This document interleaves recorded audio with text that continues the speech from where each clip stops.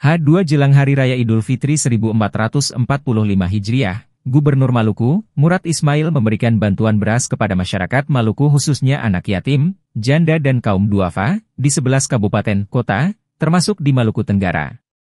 Bantuan tersebut disalurkan secara resmi oleh penjabat Bupati Malra Jasmono di Aula Kantor Dinas Sosial pada tanggal 9 April 2024.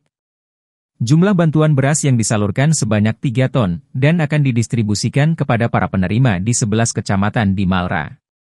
Penerima bantuan ini sebanyak 600 orang, di mana setiap orang mendapat beras sebanyak 5 kg.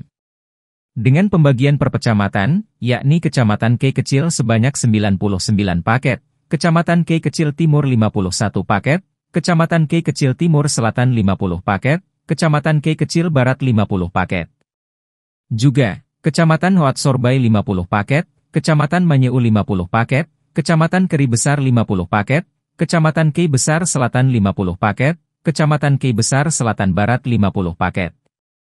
Penjabat Bupati Malra, Jasmono juga mengatakan, atas nama pemerintah daerah dan masyarakat Malra mengucapkan terima kasih kepada Gubernur Maluku, Murad Ismail atas bantuannya kepada masyarakat Malra. Jasmono mengharapkan bantuan tersebut dapat membantu masyarakat terutama menjelang perayaan Hari Raya Idul Fitri 1445 Haji.